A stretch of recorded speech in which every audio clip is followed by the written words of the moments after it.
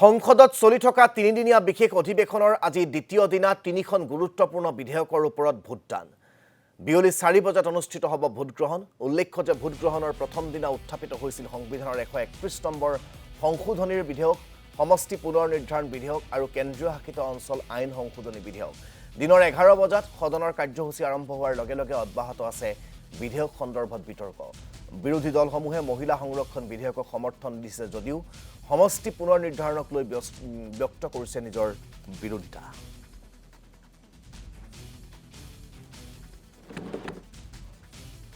एक सार्थक प्रयास करने के लिए हरिवंश जी का सार्वजनिक जीवन केवल संसदीय कामों तक सीमित नहीं रहा है। पत्रकारिता के उच्च मानदंड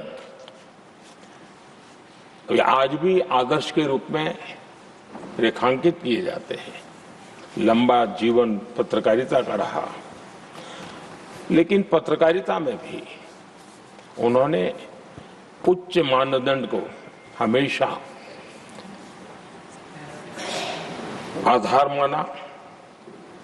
हम सब जानते हैं उनकी लेखनी में धार है, लेकिन उनकी वाणी में और व्यवहार में सौम्यता और शिष्टता भरी भरी रहती है। ये अपने आप में,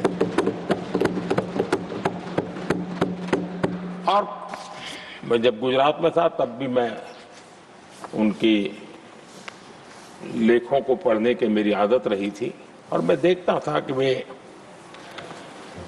अपना पक्ष बड़ी दृढ़ता के साथ रखते थे, और मैं अनुभव करता था कि उसमें काफी अध्ययन के बाद उसका निचोड़ उसमें प्रकट होता था। पत्रकारिता में भी अंतिम व्यक्ति तक पहुंचने का उनका निरंतर प्रयास रहा, और एक सफल प्रयास भी रहा।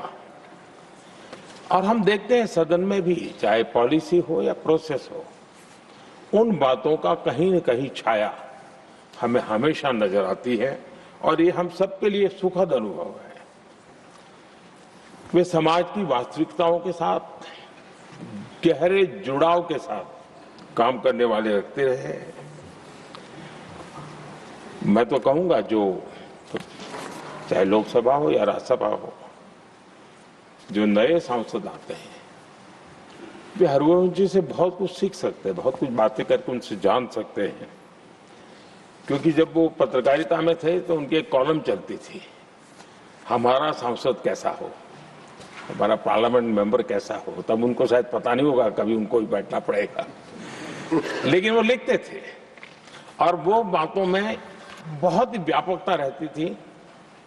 सदन की गरिमा और बैठने वाले सदस्य का दायित्व और उसके आचार विचार को लेकर भी बहुत गहरा उनका अध्ययन रहता था, और उन बातों का उपयोग आज हमारे सदन के साथी उनके साथ बैठ करके बहुत कुछ जान सकते, सीख सकते हैं। समय की पाबंदी, एक डिसिप्लिन लाइफ में, और अपने कर्तव्यों के प्रति गंभीरता, ये आपकी विशेषता रही है, और शायद इसी के कारण आप सर्वस्वीकृत व्यक्तित्व आपका विकसित हुआ है।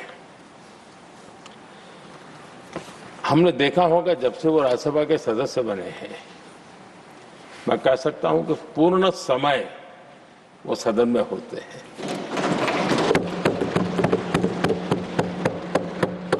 सभापति जी की अनुपस्थिति में सदन को संभालने का काम तो करते ही हैं, लेकिन बाकी समय भी